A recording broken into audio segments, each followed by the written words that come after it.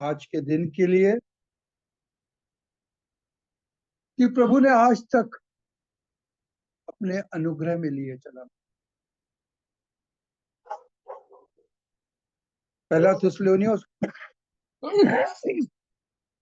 पहला थिस्सलुनीय उसका 5वां अध्याय 15, 16, 17 इसके आगे मैं पढ़ूंगा।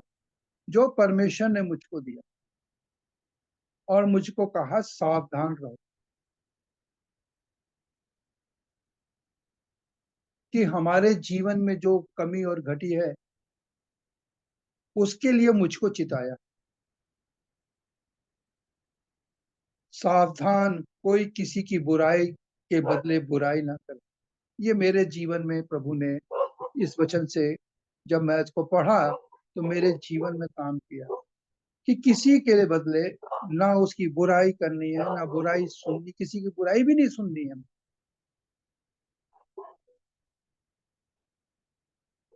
मेरे घर में एक एक मिनट के लिए मैं आपको एक वो दिखाऊंगा जो मैंने अपने घर में लिखा हुआ है, लिख के रखा हुआ है।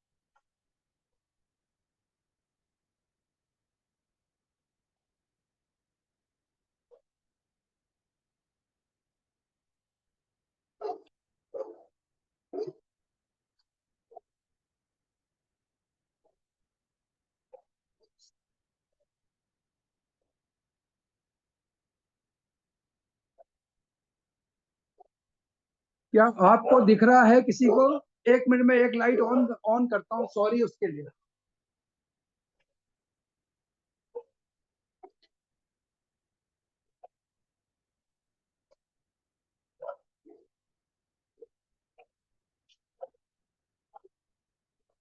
सब भाई बहने देखें कि मैंने अपने घर में ये वचन लगा रखा हुआ है।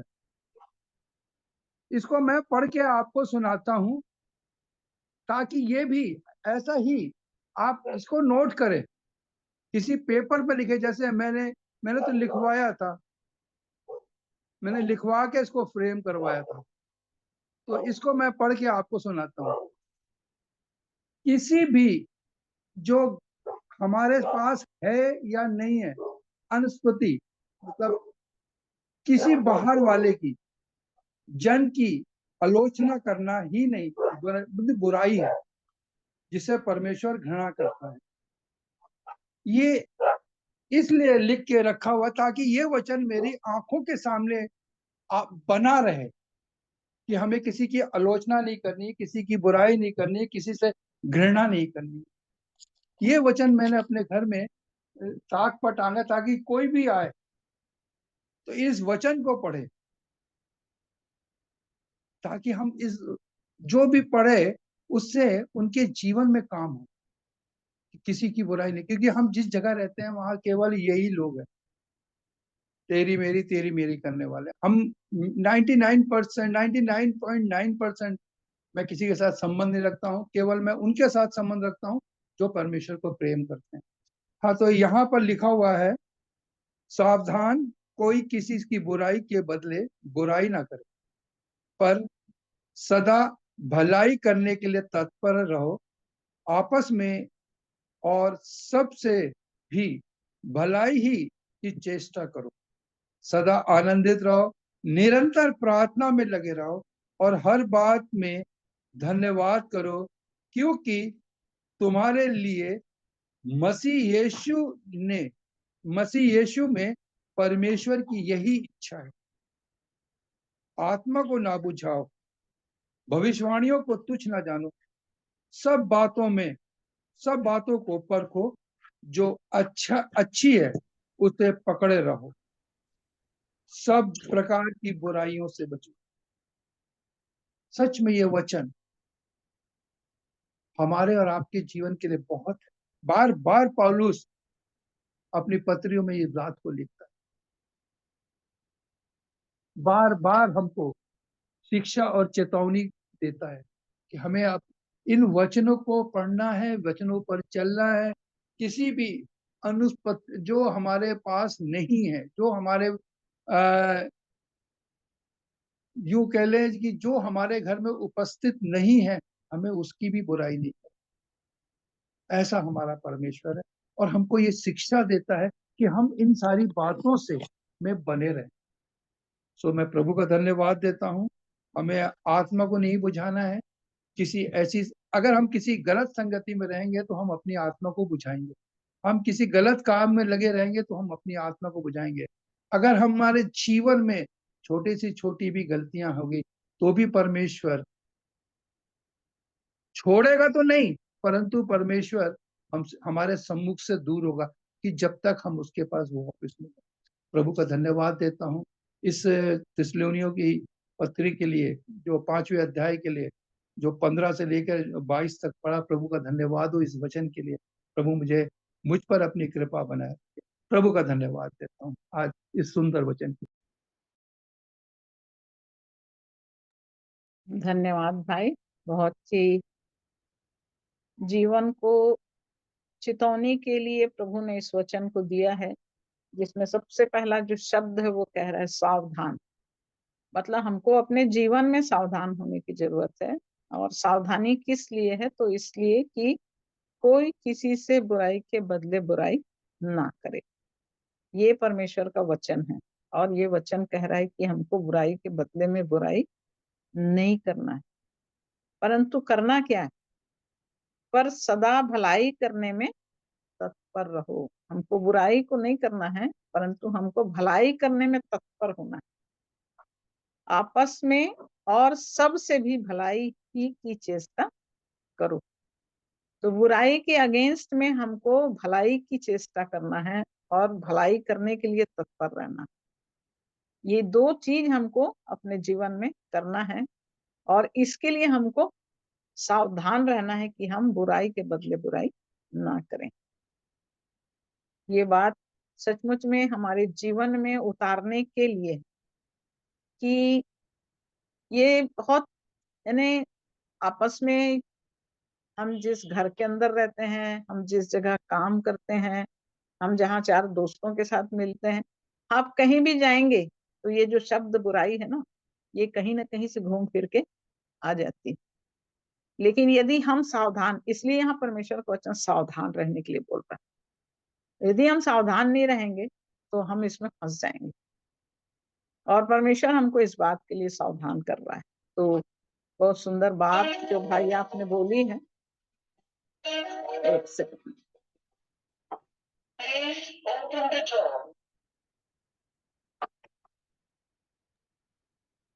एक बार मैं, जब तक बेला बहन नहीं आती तब तक मैं एक बात और आप सबसे शेयर करना मांगता हूँ कि हम सावधान कैसे रहे। बड़ा एक आदमी को मोल्ड करने के लिए हमको ये वचन दिया गया है। सावधान। बिला बहन आपका सॉरी, मैं आपको बीच में डिस्टर्ब किया। हाँ हाँ हाँ, बिल्कुल बोलिए भाई, बोलिए। हम सावधान कैसे रहेंगे? जब तक इस पुस्तक को नहीं पढ़ेंगे, इसके हर एक वचन उत्पत्ति से लेकर प्रकाशित वाक्य तक नहीं पढ़ेंगे, तब तक हम सावधान कैसे बने रहें? कैसे इस संसार की, जैसे भी बहन ने बोला कि जब हम अपनी नौकरी पर रहते हैं, जब हम अपने दोस्तों के बीच में रहते हैं, हम कैसे सावधान रहें? या तो हमारी संगति उनके साथ हट जाए, या हमारे जीवन से, देखिए बड़ी एक छोटी सी बात कहना चाहता हूं, हमारे जीवन में कुछ ऐसा हो, हमारे जीवन के द्वारा उनका हृदय परिवर्तन। इसीलिए परमेश्वर कहता है सावधान रहो, तैयार रहो, मेल के मेल मिलाप करते रहो, मेल के जूते पहन लो हर एक बात की। मैं प्रभु का धन्यवाद देता हूँ। सच में भाई वचन बहुत सुंदर है और बहुत कीमती है और अपने आप को जांचने के लिए है। तो इस वचन के लिए हम प्रभु का धन्यवाद करते हैं। और वचन कह रहा है आगे कि सदा आनंदित रहो, निरंतर प्रार्थना में लगे रहो, हर बात में धन्यवाद करो। जब हम बुराई से दूर होंगे तो हमारा मन प्रभु में लगेगा और हम प्रभु में आनंदित होंगे। और जब हम प्रभु में बने रहेंगे और प्रभु में आनंदित होंगे तो निश्चय है कि हम प्रार्थना में लगे रहेंगे। और जब हम निरंतर प्रार्थना का जीवन हमारे अंदर हो जाएगा तो हमारे अंदर से परमेश्वर के लिए हर बात में धन्यवाद निकलेगा। तो ये एक क्रम है, ये जीवन का एक क्रम है जिसमें हमको इस बात से सावधान होना है, और सावधान होने के बाद हमको भलाई की चेष्टा करते जाना है। और जब हम भलाई करते चले जाएंगे तो वो आनंद हमारे जीवन में आएगा, और उस आनंद के द्वारा हम निरंतर परमेश्वर की निकटता में बढ़ते चले जाएंगे। सो इस बहुत सुंदर वचन के लिए हम परमेश्वर का धन्यवाद करते हैं। और 19 पद में एक बात बोलता है, आत्मा को ना बुझाओ। यदि हम ये करते रहेंगे तो हमारी आत्मा सदैव जागृत रहेगी, और यदि हम बुराई के लिए तत्पर रहेंगे तो हमारी आत्मा बुझ जाएगी। तो हमको इन वचनों से वास्तव में बहुत सावधान होने की जरूरत है। और परमेश्वर हमारे जीवन के लिए इन बातों को प्रकट करता है कि हम अपने जीवन को इन बातों से जांचें, इन बातों को अपने जीवन में पहचाने, इन बातों को अपने जीवन में लागू करें और परमेश्वर की इच्छा को पूरी करें। तो भाई आपका बहुत धन्यवाद इस सुंदर वचन के लिए। और भी अवसर है अभी आप लोग के पास, और भी आप लोग वचन बता सकते हैं, गवाही दे सकते हैं, अभी अवसर होगा।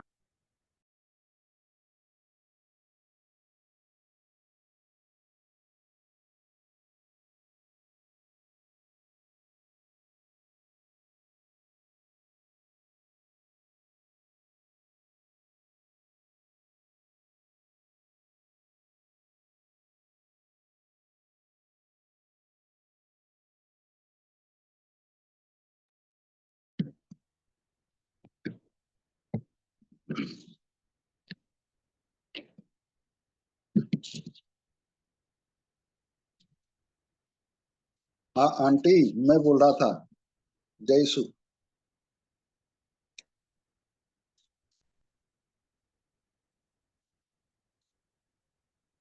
जय मसीह की आंटी।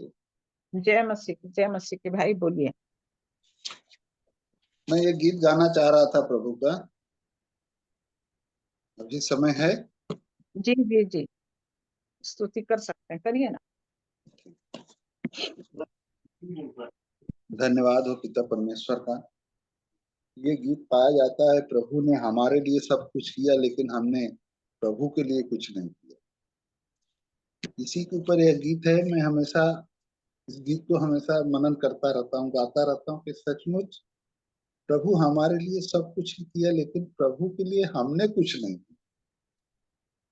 तो इसके लिए बड़ी तड़पन के साथ इस गीत को गाता हूँ, और प्रभु को धन्यवाद हो कि यह गीत प्रभु को भी भाता रहे, क्योंकि जो हम करते हैं प्रभु को भाना बहुत जरूरी है। धन्यवाद हो पिता परमेश्वर, मेरे सनातन काल के परमेश्वर। हमारे गीत को प्रभु हमारे टूटे फूटे मन से जो निकलता है प्यारे प्रभु, आप स्वीकार कीजिएगा प्यारे प्रभु। आपको अच्छा लगना चाहिए प्रभु। प्रभु तुम मुझसे नहीं बनता प्रभु, लेकिन इस संगति में जुड़ करके प्रभु आपने हमारे मुंह को खोल दिया है प्रभु। हम इसके लिए धन्यवाद देते हैं प्रभु, इस सुंदर समय के लिए जो मैं इस गीत को गाने जा रहा हूँ प्रभु, आप स्वीकार कीजिएगा। धन्यवाद देता हूँ प्रभु जी सारी बातों के लिए। और आज इस मीटिंग में हम जो आपकी संगति में जुड़े हैं प्रभु, सबको आशीष दीजिएगा प्रभु, क्योंकि बड़ी लालसा रहती है प्यारे प्रभु आपको पाने की, आपसे बात करने की, आपकी वचनों को समझने की, और आपके बताए हुए मार्गों पे चलने की बड़ी लालसा है प्यारे प्रभु।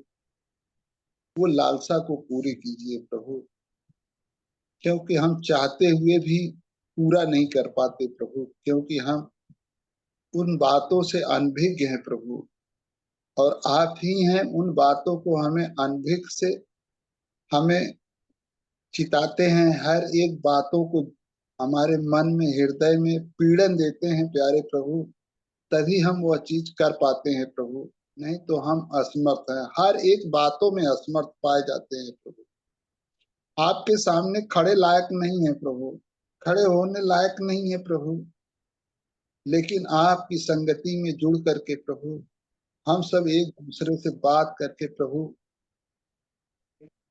आपके सामने रखते हैं टूटा फूटा मन, इसको आप स्वीकार कीजिए। आप धन्यवाद देता हूँ प्रभु जी, इस गीत को आप गाने पाए थे।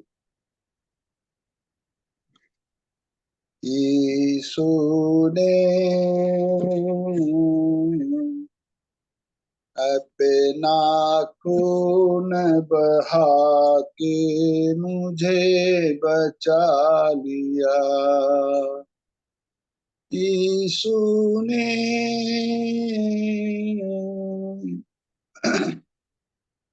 अपना खून बहा के मुझे बचा लिया। क्यों मैं न गाऊंगा गुण उसी के, मुझे बचा लिया। मैं जब गुनाहों में पड़ा हुआ था, यीशु आ गया। उसके मारे जाने से मैं जीवन भी पा गया। उसके मारे जाने से मैं जीवन भी पा गया। इसलिए गाऊंगा गुणे उसी के, जो मुझे बचा लिया। मेरे गुनाहों का बोझ उठाकर, मेरे गुनाहों का बोझ उठाकर, क्या क्या ना उसने सहा। मेरे गुनाहों को माफ कराने खून भी उसका बहा। मेरे गुनाहों का बोझ उठाकर, क्या क्या न उसने सहा। मेरे गुनाहों को माफ कराने खून भी उसका बहा। कितना अनोखा, कितना अनोखा प्यारे प्रभु का मुझे बचा लिया। कितना अनोखा प्यारे प्रभु का हमको बचा लिया। सेवा करेंगे प्यारे प्रभु की, सेवा करेंगे प्यारे प्रभु की, जैसा कि उसने कहा मर भी मिटेंगे प्यारे प्रभु में, जैसा कि उसने कहा। हर दम हमें गाएंगे, हरदम हम गाएंगे गीत उसी के, गीत उसी के, हमें बचा लिया यीशु ने अपना खून बहा के मुझे बचा लिया। क्यों मैं न गाऊंगा गुण उसी के, गुण उसी के, हमें बचा लिया। धन्यवाद देता हूँ प्रभु को इस गाने के लिए कि हम आप सबके सामने अपने आवाज को रख पाया। बड़ा भाग्यशाली जीवन है। हम कई बार इस मीटिंग के अंदर भी बोला हूँ कि हम पढ़ते लिखते थे, कभी हम गाने बजाने में, जब भी हमारे स्कूल में प्रोग्राम होता था, हमें लोग बात कहते थे तो मैं उनको बोलता था कि मेरी मोटी आवाज है, मैं असमर्थ हूँ इन बातों से। और मैं अपने अंदर हर एक बातों को शर्मिंदगी होता था कि जो आज हम आप लोगों की मीटिंग में कर रहा हूँ, मुझे बोलना भी नहीं आता था। लेकिन आप लोगों की संगति में जुड़ के, प्रभु की संगति में जुड़ करके आज मेरी आवाज खुल रही है। ये परमेश्वर का बहुत बड़ी गवाही है। मैं 2-4 आदमी भी रहते थे ना, तो उनके सामने बात करने में मुझे बड़ी लज्जा की बात आती थी, लेकिन प्रभु ने हमारी लज्जा को दूर कर दिया। मैं इसके लिए बहुत बहुत धन्यवाद देता हूँ कि जो हम आपकी संगति में जुड़ करके ये चीजें पा रहे हैं। हमारे जीवन के लिए प्रभु का बहुत बड़ा उपकार है हमारे ऊपर, कि उसके उपकार का बदला मैं किस रूप में चुकाऊं, मुझको खुद को समझ में नहीं आता। प्रभु का धन्यवाद हो कि इन बातों को प्रभु हमारे जो जीवन से अनभिज्ञ है, प्रभु उसको हमें चिता रहा है। धन्यवाद देता हूं जो भाई के द्वारा हमें मिल रहा है। सचमुच हमें जीवन को बदल देना है, जीवन को परिवर्तन कर देना है। तभी तो हमारा प्रभु हमारे लिए जो खून बहाया, ये हमारे लिए किया। स्वर्ग से उतर के आया, नम्र और दीन हो गया। हमें थोड़ा बैठ के इस बात को हम जब विचार करते हैं तो हमारे दिल में बड़ी पीड़न होती है, क्योंकि उसका प्यार इतना अनोखा है। उसके प्यार के आगे हम कुछ भी नहीं। कभी कभी हम बैठ के एक बार कभी बैठ के सोचते हैं कि प्रभु आप ना होते तो आज मैं नहीं होता, आपके बिना मैं कुछ भी नहीं हूं प्रभु। इस बात को हम हमेशा स्वीकार करते हैं, प्रभु आपके बिना मैं कुछ भी नहीं हूं प्रभु। आपका सामर्थ्य ऐसा है कि जो आज हम चलने फिरने पाते हैं, आपकी दया है कि हम इस बात को समझने पा रहे हैं कि प्रभु सब कुछ तेरी दया है। इस पृथ्वी में आदि से अंत तक यदि परमेश्वर की कृपा न हो तो हम पाए न जाएं।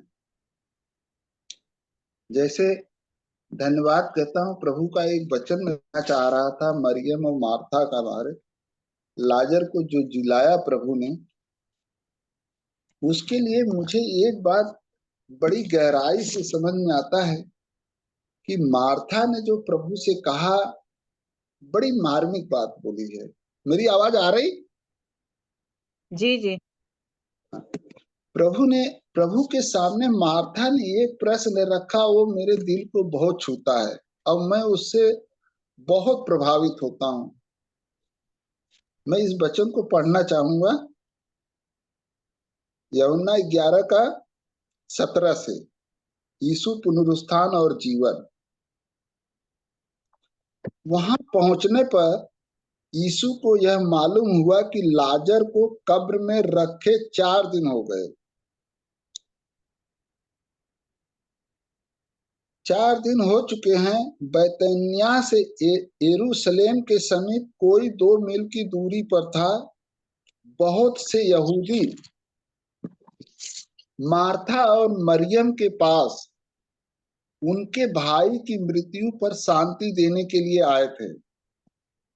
जब मार्था ने यीशु के आने का समाचार सुना तो उससे भेंट करने को गई, परंतु मरियम घर में बैठी रही। मार्था ने यीशु से कहा, हे प्रभु, यदि तू यहाँ होता तो मेरा भाई कदापि न मरता। ये बात मेरे को बड़ा ही घायल करता है। ये बड़े विश्वास की बात है कि वो कह रही, यदि तू होता तो मेरा भाई न मरता।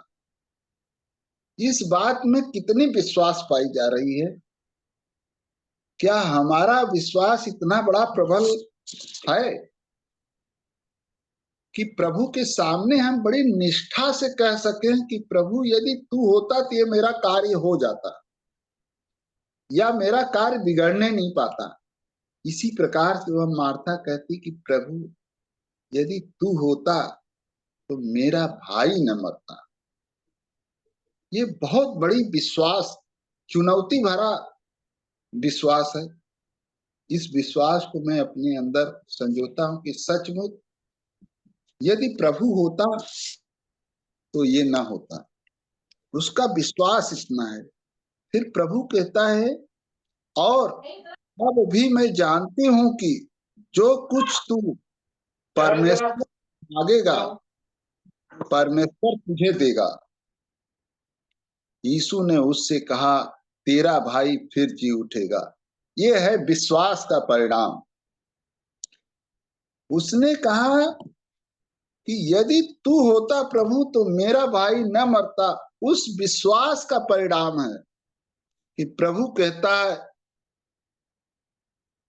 और उसका विश्वास वहीं तक नहीं रहा, आगे भी कह रही है कि और अब भी मैं जानती हूं। कितना बड़ा विश्वास है कि अभी भी मैं जानती हूं कि यदि तू परमेश्वर से मांगेगा तो तुझे देगा। यीशु ने उससे कहा, तेरा भाई फिर जी उठेगा। ये है परिणाम विश्वास की। तो इस विश्वास को हम अपने अंदर भी लाएं और बनाए रखें तो सचमुच प्रभु ने हर एक बातों में सच सच का प्रमाण देता है।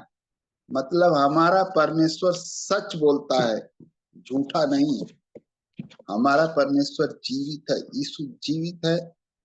उसके कलाम में जो शब्द लिखे हैं उसको हमें बड़े ध्यान से, इस बातों को हम समझते हैं कि हमारा प्रभु विश्वास, जो एक दिन आशीष भाई भैया बता रहे थे कि राई के दाने के बराबर, मतलब विश्वास में इतना छोटा हो गया सामने वाला कि प्रभु को वो बात को पूरी करना पड़ा। इस बात में बड़ी गहराई पाई जाती है। हम भी बड़े उससे सोचते हैं कि प्रभु, ये इतना बड़ा विश्वास कि तू होता तो मेरा भाई न मरता। और विश्वास इतना बड़ा है कि यदि तू मांगेगा परमेश्वर से तो सब कुछ हो जाएगा, तुझे देगा। फिर बोलती, मार्था ने उससे कहा, मैं जानती हूं कि अंतिम दिन में पुनरुत्थान के समय वह जी उठेगा। इतना बड़ा विश्वास कि भविष्य की भी बात कर रही है वो। बताइए कितना बड़ा विश्वासी प्रभु का, कि वो आगे के लिए अभी नहीं जी उठेगा, वहां तक तो ठीक है, इतना भी कह रहे, लेकिन उसे यह विश्वास है कि जब पुनरुत्थान होगा तो मेरा भाई जी उठेगा। बड़ी विश्वास की बात यहाँ पे इस बात को समझा जाता है। वो हमें अपने जीवन में हमें भी यही चीज लाना है। हमारे पास भी कोई भी संकट आती है तो हमें भी इस विश्वास को जागृत रखना है कि प्रभु से ये बातें करना है। तब तो प्रभु हमारे सामने उस बात को पूरा करेगा, क्योंकि इस बात को मैंने रखा है और प्रभु ने हमारा पूरा किया है, इसलिए ये वचन हमको बहुत भाता है। फिर प्रभु इस बात पे फिर कहता है, और जो कोई जीवित है और मुझ पर विश्वास करता है। यहाँ प्रभु भी विश्वास की बात कर रहा है कि और जो कोई जीवित है और मुझ पर विश्वास करता है वह अंत काल तक न मरेगा। ये विश्वास का परिणाम है। क्या तू इस बात पर विश्वास करती है? अब प्रभु उससे बात कर रहा है कि क्या तू इस बात पर विश्वास करती है? उसने उससे कहा, हाँ हे प्रभु, मैं विश्वास करती हूँ कि परमेश्वर का पुत्र मसीह जो जगत में आने वाला था वह तू ही है। ये है विश्वास का परिणाम। जो भैया उस दिन बोले कि राई के दाने को, विश्वास को जो समझ गया, मैं इस बात में आकलन किया कि सचमुच कि प्रभु हमें जो विश्वास के लिए कह रहा, तो क्या मैं उस विश्वास में पाया जा रहा हूं?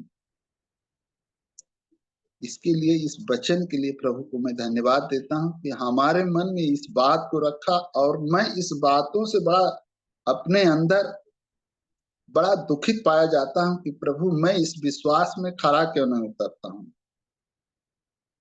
और सचमुच जब हम दाने के बराबर को जब समझ लेंगे ना, तो हमारा विश्वास जागृत हो जाएगा। धन्यवाद देता हूं इस वचन के लिए। बहुत बहुत धन्यवाद हो प्रभु का। इस बात को हमारे मन में, विचार में ये बात आई, हमने आज वो मीटिंग में रखा है, क्योंकि इस विश्वास का परिणाम प्रभु ने हमारे साथ दिया है और प्रभु ने हमारी बड़ी सहायता और मदद की है। प्रभु का धन्यवाद देता हूं, जो कि आज मैं हिंदू परिवार से हूं, लेकिन प्रभु ने हमारा मन ऐसा परिवर्तन किया है कि हम अपने आप में सोचते हैं, प्रभु आपकी महिमा है, आपने अपने भेड़ों को खुद को चुन रहे हैं। तो प्रभु, एक खोई हुई भेड़ था मैं भी, जो आपने प्रभु मुझे चुन लिया और अपने इस संगति में जोड़ा, जो कलीसिया है। हम अपने आप को बहुत धन्य समझता हूँ। और इस मीठी वाणी को, मैंने वो मीठी वाणी एक दिन थोड़ी सी गीत भी गाई थी। वो मीठी वाणी प्रभु का मुझे बहुत, मैं इस वाणी का बहुत सम्मान करता हूँ। और जैसे भाई ने भी कहा कि जो इसको रोज पढ़ता है तो प्रभु जरूर उसका सुनता है और आज्ञाकारिता में चलता है। तो मैं डेली पढ़ता हूँ और उस बातों को, जो प्रभु ने जैसे विश्वास की बात करी, इन बातों से मनन करता हूँ और प्रभु से भी कहता हूँ कि प्रभु, क्या मेरा विश्वास खरा नहीं है? मैं तो एक पापी मनुष्य हूँ, मेरे से बड़ा कोई पापी नहीं है। प्रभु, क्या तू अपना वचन मुझे भी सिखा रहा है, जो क्या आगे तक ले जाएगा कि मैं यहीं तक चलता रहूंगा? प्रभु, मैं प्रभु से बातें करता हूँ कि प्रभु सुनने के कान दे, ताकि हम तेरी संगति में बना रहें। ये तेरी संगति में नहीं बने रहे प्रभु, तो मैं कुछ भी नहीं कर पाता हूँ। चाहे मैं कहीं रास्ते में रहता हूँ, भीड़ में रहता हूँ, बड़ी तड़पन होती है कि मैं संगति में जुड़ूं। ये प्रभु का प्यार है। मैं कहीं भी रहता हूं तो बड़ी तड़पन रहती है मुझे कि हम कब संगति में जुड़े। कभी लेट हो जाते हैं तो घर पे जल्दी जल्दी फटाफट करते हैं कि प्रभु का वचन छूट न जाए। फिर भी रात को हम जब छूट जाता है 12 बजे, भाई लोगों का इतना धन्यवाद है कि फिर से रिपीट देते हैं ट्यूब में। 12 बजे के बाद हम उसको करके 2 बजे 1:30 बजे उस मीटिंग को सुन के तभी हम सोता हूँ कि आज प्रभु ने क्या अगुवाई की हमारे लिए प्रभु ने क्या आज्ञा दी, मैं उस आज्ञा में चलने लायक बन पाऊं। प्रभु का धन्यवाद देता हूं कि हमने आज आपके सामने ये रखा है। आंटी, प्रभु का बहुत बहुत धन्यवाद। जय मसीह। धन्यवाद भाई, ये बहुत अद्भुत और अद्भुत जीवन की बात है जो आज से प्रभु ने बात किया है। और सचमुच में ये वाला एक शब्द जो आपने कहा कि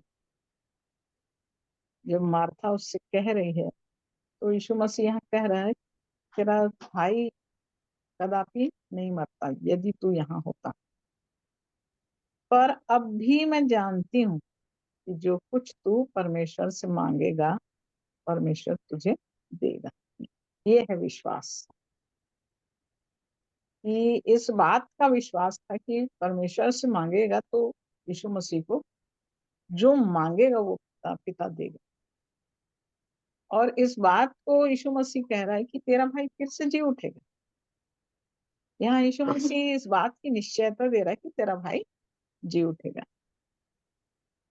और मार्था इस बात को कह रही है कि इस बात को मार्था जानती थी कि अंतिम दिन में फिर से जिलाया जाना होगा।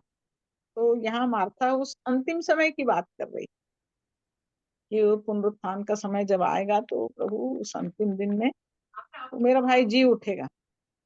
लेकिन यहाँ पर यीशु मसीह उसको एक बात बता रहे हैं जो बहुत ही गंभीर है।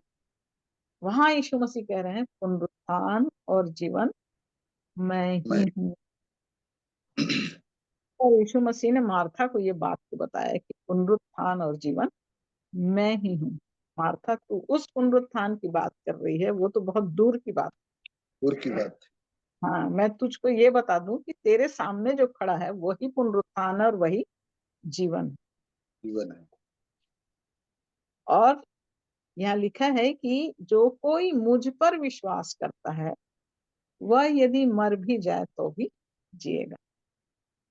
तो यहाँ पर यीशु मसीह इस बात को मार्था को बताना चाह रहे थे कि भाई तो तेरा मर गया है, परंतु मेरे पास वो ताकत है क्योंकि मैं ही जीवन हूँ, मैं ही पुनरुत्थान हूँ। मेरे पास वो शक्ति है कि मैं इसको फिर से वापस जिलाने की शक्ति रखता हूँ।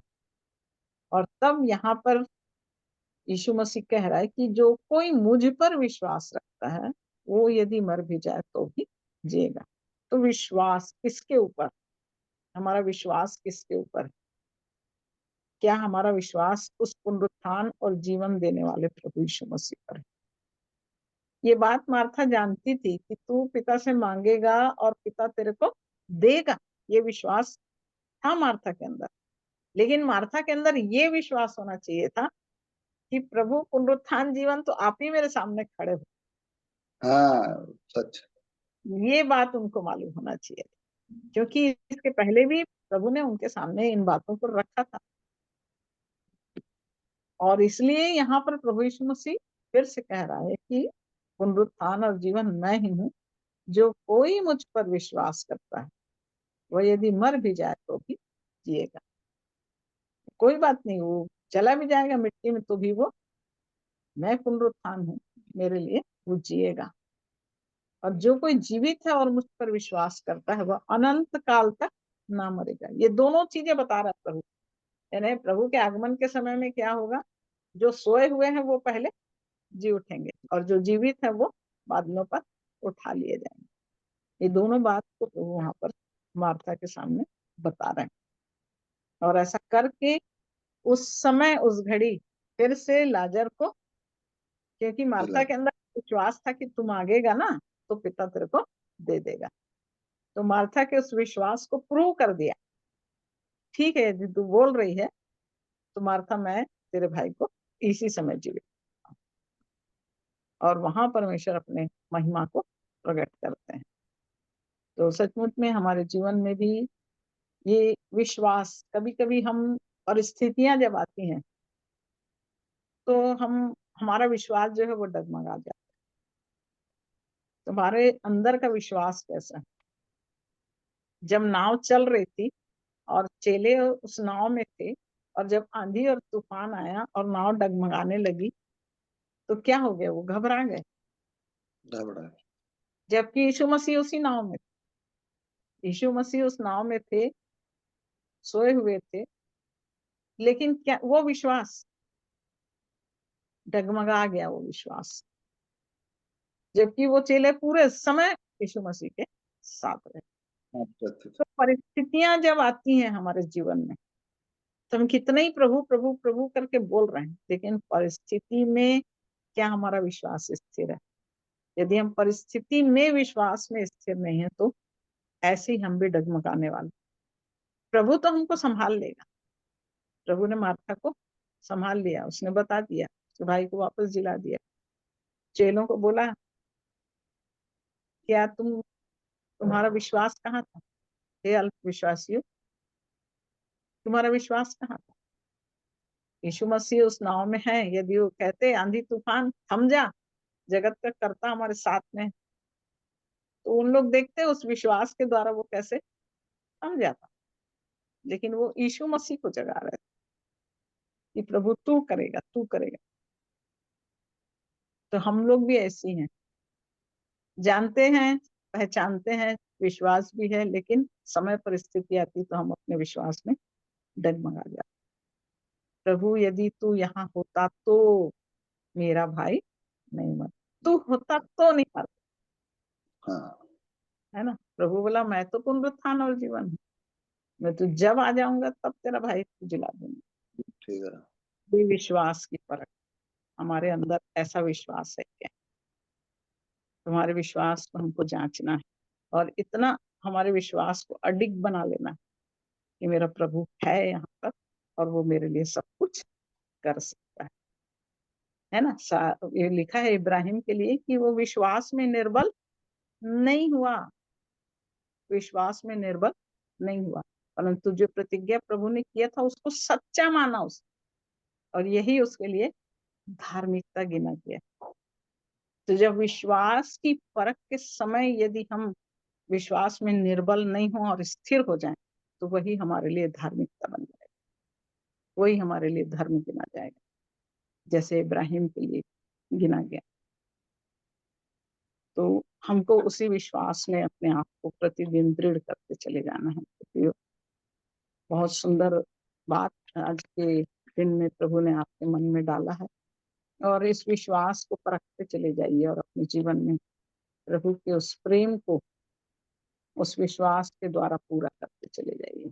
प्रभु बहुत सहायता करे आपकी।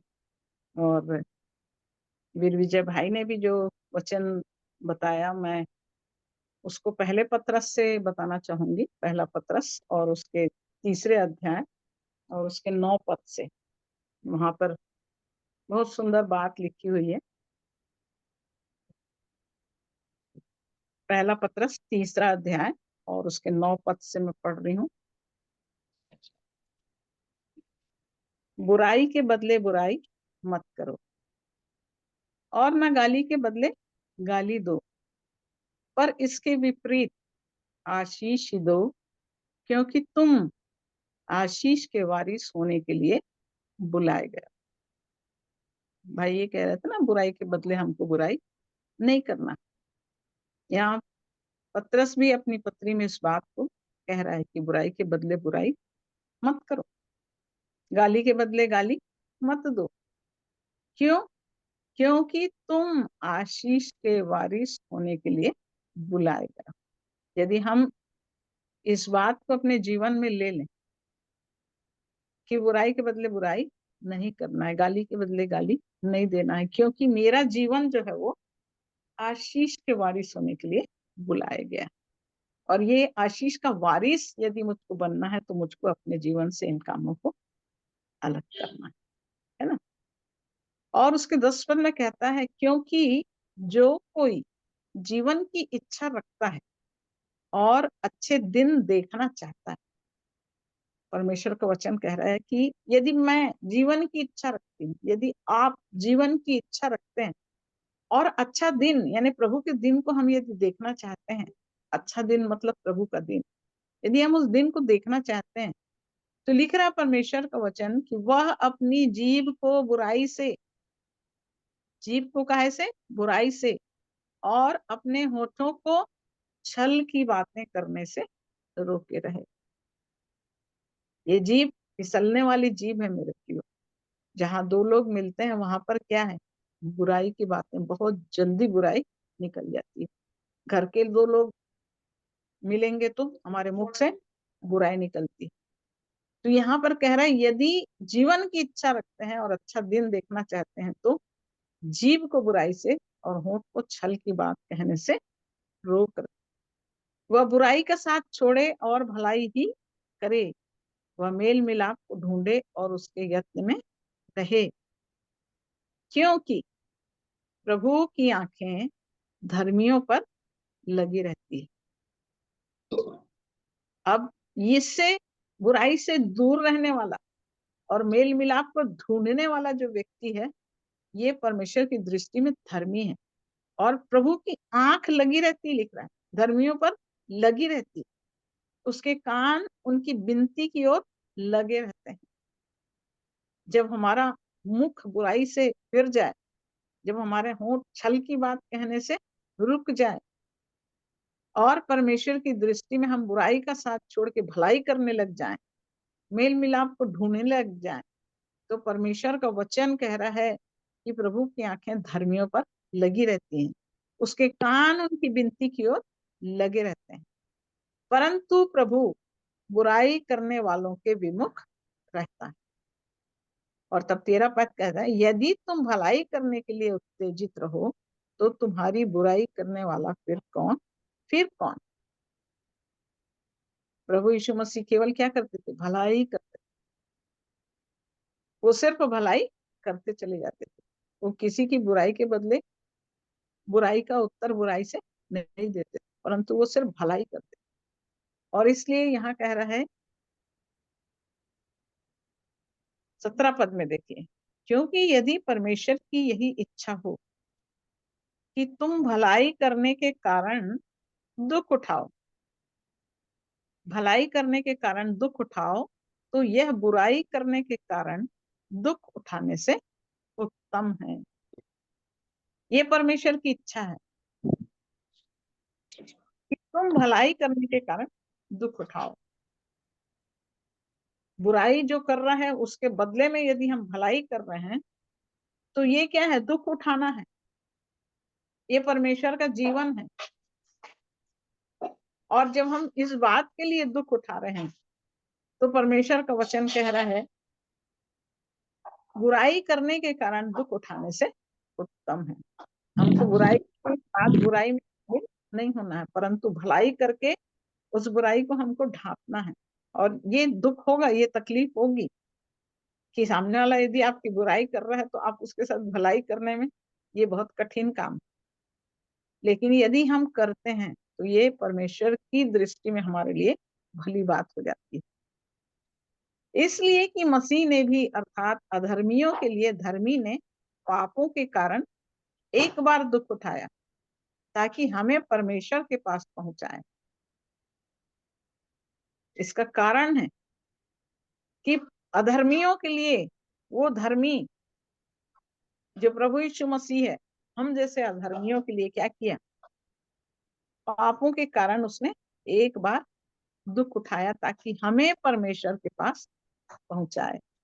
वह शरीर के भाव से तो घात किया गया पर आत्मा के भाव से जिलाया गया। तो परमेश्वर के लिए यदि हम दुख सहते हैं, यदि हम परमेश्वर के लिए अपने जीवन में बुराइयों से दूर होने के लिए तकलीफ को सहते हैं, ये परमेश्वर को भाता है मेरे प्रिय, ये उत्तम है लिखा। तो प्रभु चाहता है कि हम भलाई करके परमेश्वर की महिमा को अपने जीवन में धारण करें, क्योंकि प्रभु यीशु मसीह ने भी इसी रीति से दुखों को सहा। तो प्रभु आज हमारी सहायता करें इन थोड़े से वचनों के माध्यम से, कि जो बातें परमेश्वर की इच्छा में होकर प्रकट हुई है मेरे प्रियो, हम उन बातों को मनन करें, ध्यान करें और अपने जीवन में इन बातों को लेकर हम सदैव आगे बढ़ते रहें। यदि आप में से कोई प्रार्थना करना चाहते हैं तो अभी अवसर होगा।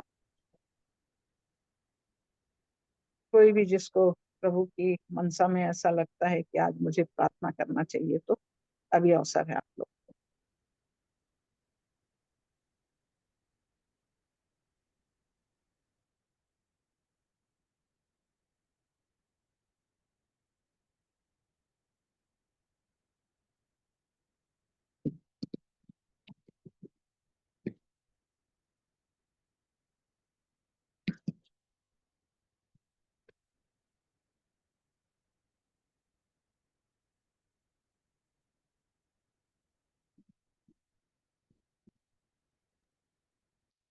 आइए अंतिम प्रार्थना करेंगे और उसके बाद हम इस सभा को समाप्त करेंगे।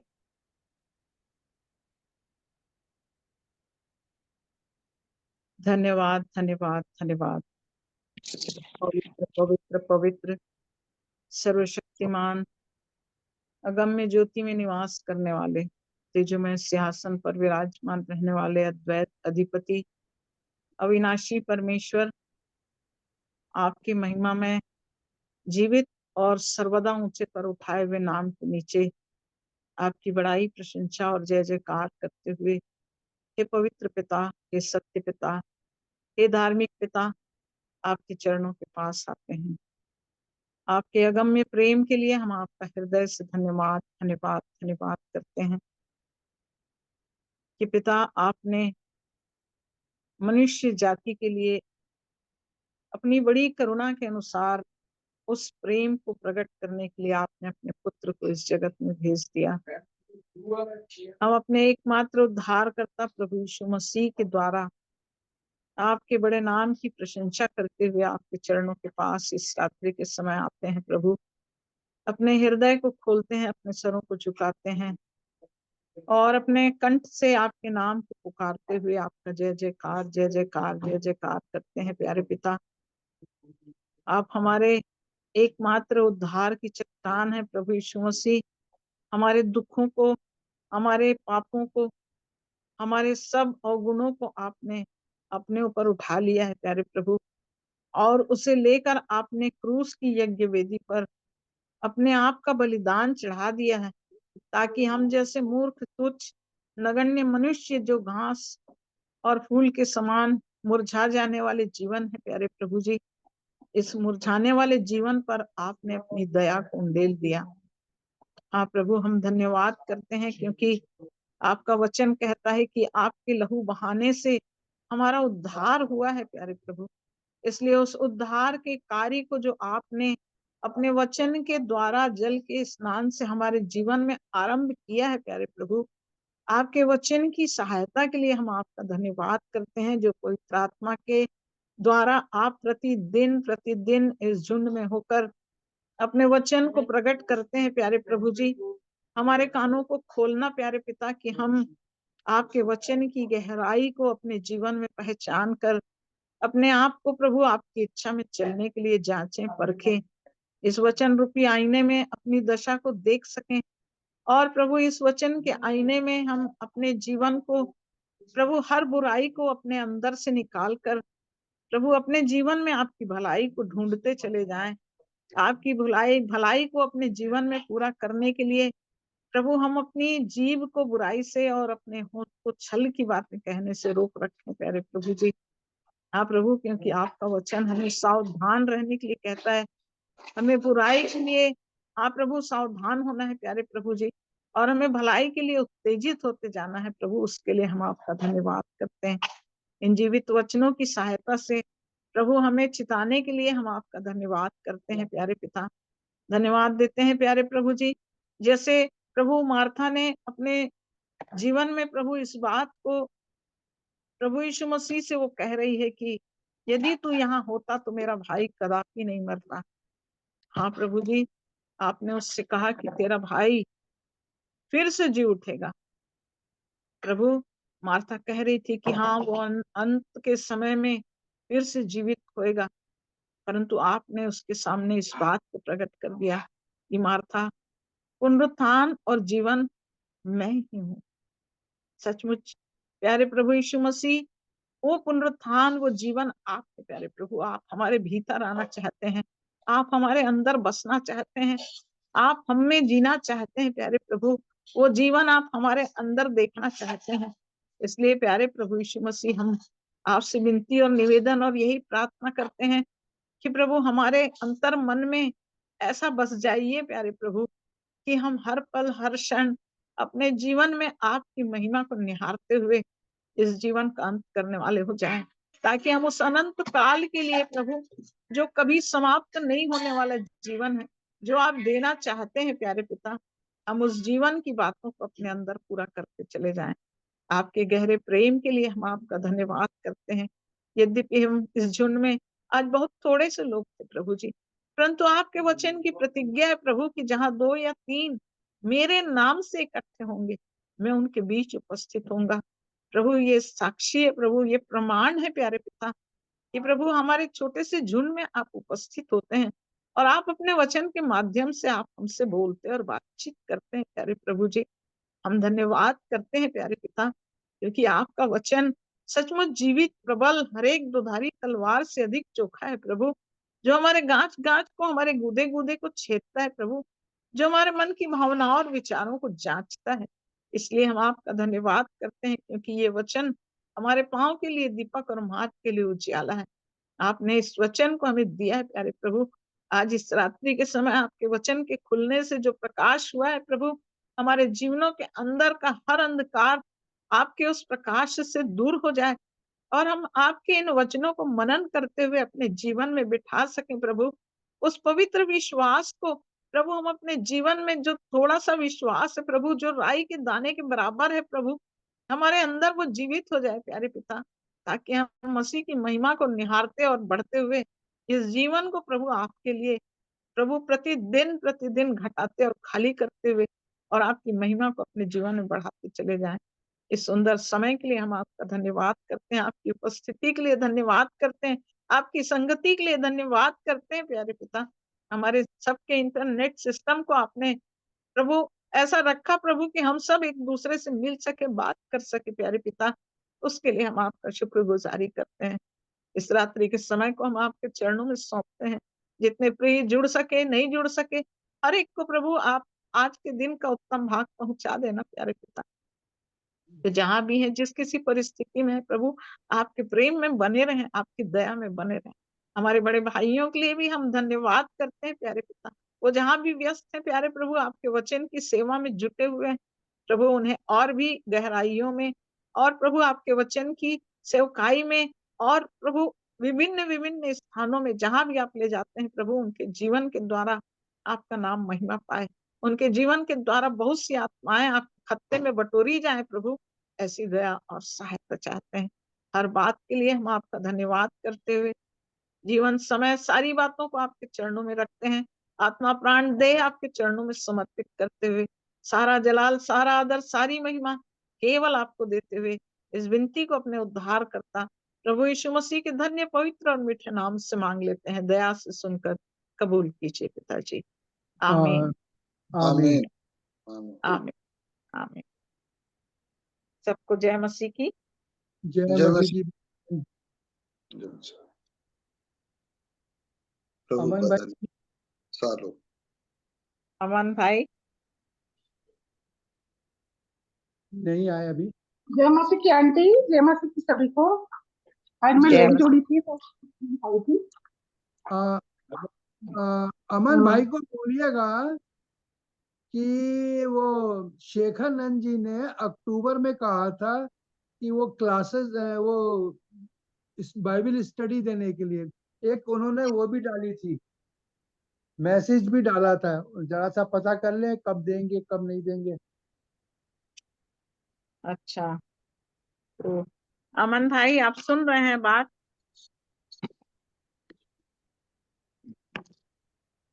जल्दी आ। नहीं लगता है, नहीं है शायद।